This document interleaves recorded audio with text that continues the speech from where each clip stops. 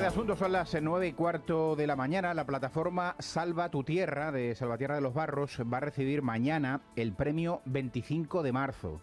Premio que concede la asociación del mismo nombre por la lucha en defensa del territorio y contra el proyecto para la instalación de un macrovertedero en esa comarca. La asociación 25 de marzo, que lleva ese nombre por una fecha histórica para Extremadura, el 25 de marzo del año 1936, cuando la Federación de Trabajadores de la Tierra de UGT movilizó a aproximadamente 60.000 campesinos extremeños que ocuparon 3.000 fincas en 280 pueblos. Mañana han organizado distintos actos en Valdencín, en la provincia de Cáceres, para celebrar lo que consideran el verdadero día de Extremadura. Los actos ya comienzan hoy, hay una representación teatral, la obra de Víctor Chamorro, que va a representar la compañía Suripanta, y entre las actividades previstas mañana está la participación del periodista extremeño de Montijo, subdirector de La Marea, Daniel Domínguez. Va a presentar el libro IBEX 35, 3 décadas marcando la agenda política de España, el libro que él ha coordinado junto a otros compañeros y compañeras.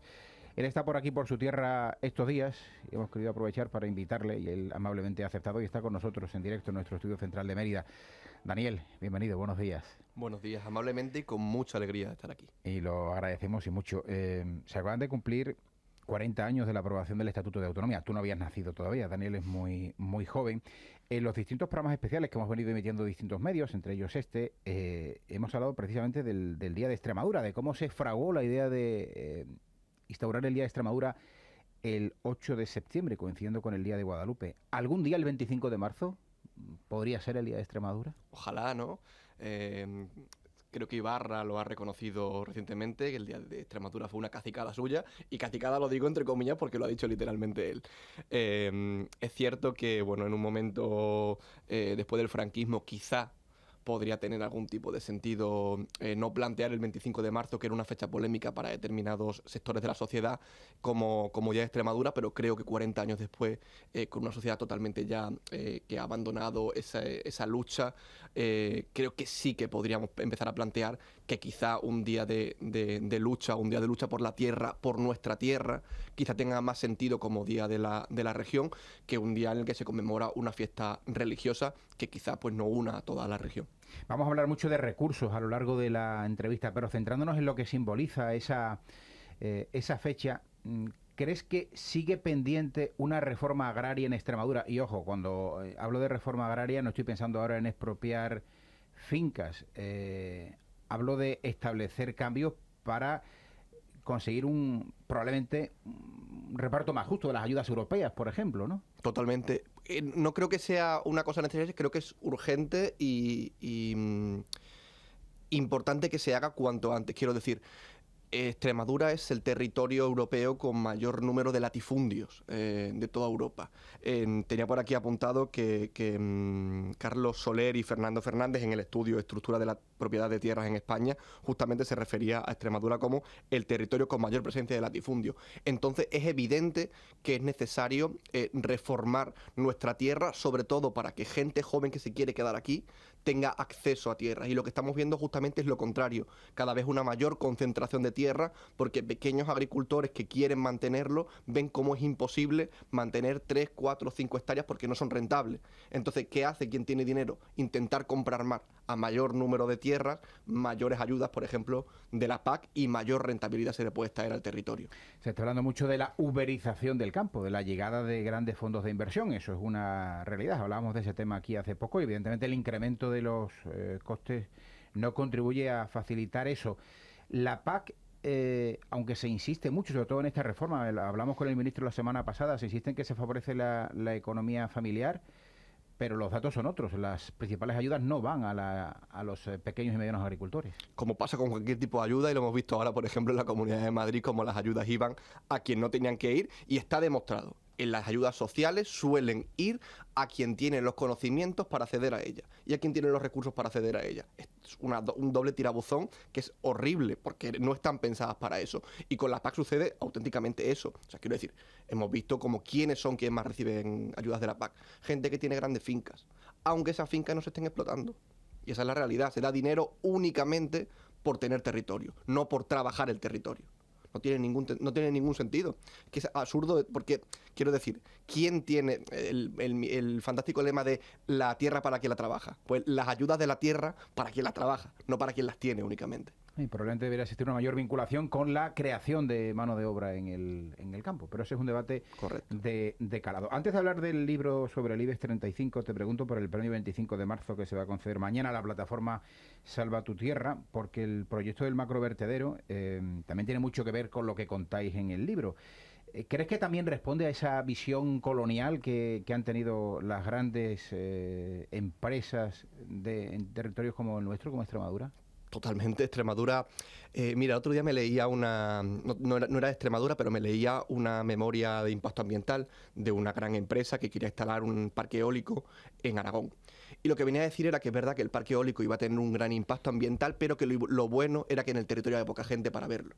Es decir, había impacto ambiental, pero lo iban a sufrir pocos, ¿no? Pues con esto lo estamos viendo con todo. Es decir, ¿el macrovertedero va a tener impacto ambiental? Por supuesto, pero es que en Extremadura son pocos e importan menos. Entrevistaba el otro día a Jaume Franquesa, que también ha escrito un libro sobre energías renovables, y decía, es que está pasando ahora lo mismo que pasó, por ejemplo, cuando quisieron instalar la central nuclear de Ascó en Cataluña, ¿no? Que decía un parlamentario del PSC.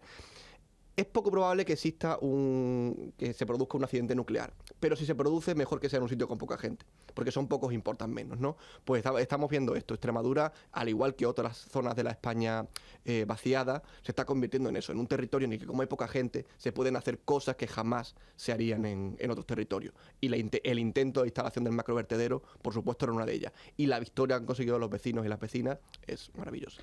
Hablabas de renovables. Aquí parques eólicos tenemos poquitos, 2 y los 2 en Plasencia, pero como bien conoces, y tenemos grandes proyectos fotovoltaicos. Los más grandes de Europa están aquí en Extremadura. ¿Hay que poner límites a este tipo de proyectos que tienen capacidad para generar mano de obra durante la construcción, pero poca mano de obra después, durante la actividad? Hay que poner límite a las empresas que quieren construirlos. Es decir, hay que exigirles. Lo bueno que tiene Extremadura es que producimos mucho más de lo que necesitamos. Incluso con renovables estamos produciendo el doble de la energía que necesita la región en un año completo, ¿no? Por eso hay que ser ambicioso. ¿Usted quiere instalar un parque renovable en Extremadura? Ok, pero lo va a hacer con mis condiciones. Y ahí podemos ponernos exigentes porque no lo necesitamos. Podemos decirlo de esa forma. No necesitamos esa energía que quizás otros territorios sí que la necesitan. Y por eso hay que conseguir que los que vengan aquí sean los mejores. El otro día me escribía, por ejemplo, gente de Almendralejo, que me decía que se estaba construyendo una enorme planta fotovoltaica sobre una zona arqueológica de la que ellos hablaban como muy importante. Una zona arqueológica que había que estudiar. Pues a lo mejor no tiene sentido, no lo necesitamos, no necesitamos que esa planta se ponga exactamente ahí, porque estamos rodeados de plantas solares en esa zona concretamente, en la zona de Tierra de Barros, ¿no? Podemos exigir que vayan a otro sitio y podemos hacerlo por lo que estamos diciendo, porque no necesitamos esa energía. Y como yo cuando digo no la necesitamos, no significa que haya que decir a todo que no. Hay que poner unos límites mayores de los que quizás se pueden permitir otras regiones con mucho menor producción energética renovable.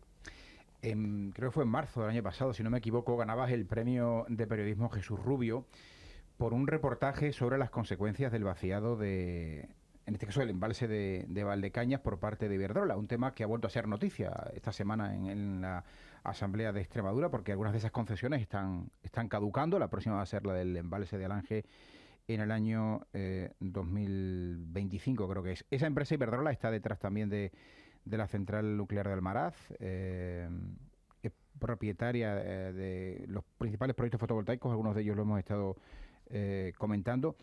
Se está repitiendo ese mismo modelo en relación al recurso del agua ahora en el caso de los proyectos renovables. Los embalses son un perfecto ejemplo para saber dónde se va a producir la colonización energética, porque tiene ya muchos años. Es decir, estamos soportando ahora mismo concesiones de embalses que son franquistas.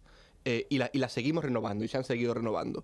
Y el problema de esto es que nuestra situación hídrica actual no tiene absolutamente nada que ver con la situación hídrica de hace 80 o 90 años. Absolutamente nada. Y lo hemos visto. Hemos visto como cada vez llueve menos, llueve con menos regularidad y tenemos periodos de sequía, ¿no?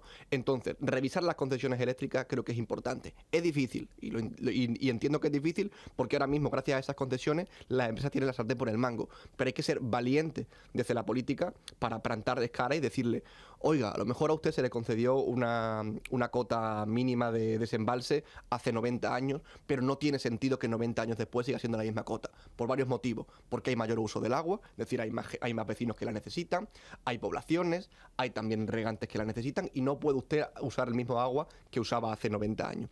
Y hay que ser valiente. Y en efecto, por supuesto, como decía, los embalses son un perfecto ejemplo de lo que va a venir después, ¿no? Si Iberdrola manda sobre todo en la provincia de Cáceres, y ha mandado históricamente, creo que hay una cosa que la gente generalmente no suele saber, ¿no? Que dice, no, es que yo en mi factura no pone Iberdrola, ¿no? Yo tengo la luz contratada con otra empresa. Ya, pero Iberdrola tiene el monopolio de la distribución en tu zona, ¿no? Igual que aquí en Badajoz la tiene Endesa, ¿no? Entonces es imposible escapar de ella. Pues es imposible escapar de ella en la distribución y en muchos ámbitos más, como por ejemplo este que estamos hablando de las renovables, ¿no? Por temas históricos van a tener mucha más facilidad de asentarse aquí y de cometer tropelías como la que cometieron con esta planta gigantesca que ahora ha sido tumbada. Está claro que el libre mercado no existe. Ponías un buen ejemplo. Hemos pasado de los monopolios a los oligopolios. Aquí la pregunta del millón. ¿Por qué las eléctricas, bueno, digo las eléctricas, pero podríamos decir la banca, las constructoras, tienen tanto poder en este país? Y a esa pregunta tratáis de dar respuesta en el libro que has coordinado junto a otros compañeros, IBEX 35, 3 décadas marcando la agenda política de España. ¿Por qué mandan tanto a las grandes corporaciones? Pues mandan tanto, fíjate, por ejemplo, Iberdrola. ¿Por qué manda tanto? Porque financió el golpe de Estado. Fíjate si tienen cosas que agradecerle a Iberdrola, ¿no? ¿Por qué han seguido mandando después? Bueno, porque han pasado de este tipo de relaciones más directas o directísimas, como financiar un golpe de Estado contra un gobierno democrático, a directamente comprarse unos políticos por no demasiado dinero, ¿eh? El caso más reciente, o uno de los más... No es el más reciente, pero sí quizá uno de los más escandalosos, ¿no? Recuerdo cuando Antonio Miguel Carmona, concejal del Ayuntamiento de Madrid, decía que lo de Iberdrola era mentira.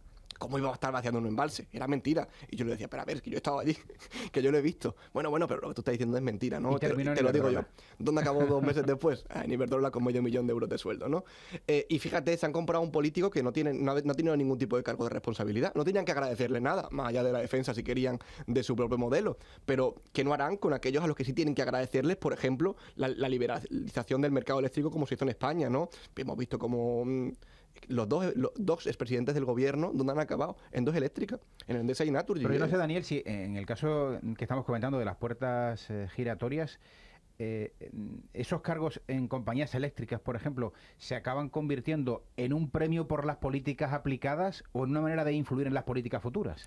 Yo en el libro, por ejemplo, defino las puertas giratorias en tres modelos. Uno es el agradecimiento a las políticas realizadas y otro es la influencia a las próximas políticas de 2 formas. Uno, bien, tú tienes, como es político, tienes una importante cartera de contactos y sabes que el gobierno de turno siguiente te va a coger el teléfono y vas a poder decirle, oye, este parrafito que pone en esta ley, ¿por qué no lo quitas? No te cuesta nada, si ya tienes muchos párrafos de la ley. Quita este que me molesta un poco, ¿no? Y el otro es porque tiene conocimiento técnico del Estado. Siempre hablamos de ministros o de presidentes del gobierno como las principales puertas giratorias, pero de verdad que no son las principales. Las principales son las de abajo. Secretarios de Estado, directores generales, este tipo de técnicos del Estado que tienen un conocimiento perfecto y conocen cada una de las rendijas del Estado, son súper valiosos para estas empresas, porque saben cómo, aunque se haga una ley, van a poder colarse entre los recovecos de la ley. Contáis en el libro también los numerosos conflictos laborales o medioambientales que mantienen abiertas estas corporaciones. El hecho de que estas empresas en muchos casos formen parte del accionariado de medios de comunicación también contribuye a que se oculte o no se dé la suficiente difusión a este tipo de conflictos. Por supuesto, hemos visto sobre todo los bancos cómo han tenido participación en el Consejo de Administración de muchos medios de comunicación. ¿Para qué vas a molestar a tu...? Yo lo entiendo, quiero decir, ¿para qué vas a molestar a tu accionista si tienes otra cantidad de empresas enormes a las que molestar, ¿no? Pero es que incluso vamos más allá, sobre todo en los bancos hay una triple perversión, porque son la única empresa, bueno, no son la única, perdón, es una de las empresas que puede participar en el accionariado de un medio de comunicación. También puede ponerles publicidad, eso lo pueden hacer todas, esas 2 cosas. Pero los bancos tienen una triple posibilidad de influir, que es a través del crédito. son las únicas entidades que pueden conceder crédito. Y cuando te conceden un crédito, tú tienes una deuda más allá de la a los propios partidos también. Correcto, también, a los propios partidos, correcto. Por eso es tan importante tener medios públicos como este. ¿Están cambiando algo las cosas? ¿O siguen teniendo las grandes corporaciones poder suficiente para frenar algunas reformas o imponer reformas y normas y leyes que sean favorables para ellas? Quizás de una manera menos ostentosa que antes, pero la siguen teniendo. Y ahí, por ejemplo, con la ley de vivienda lo estamos viendo. Hemos visto a la patronal de la vivienda presionar para evitar una ley como esta.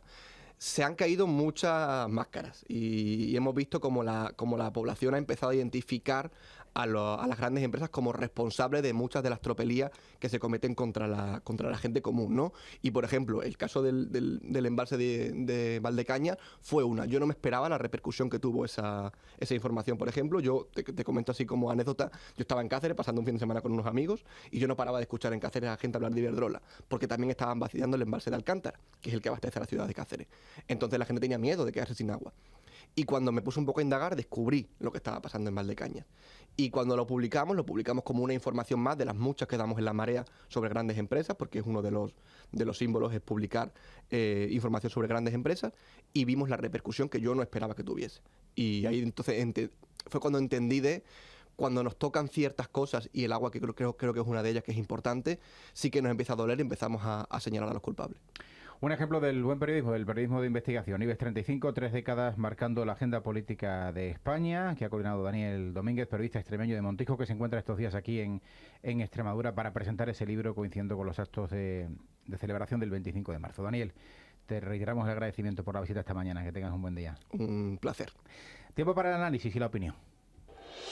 La actualidad y las claves para entenderla desde primera hora.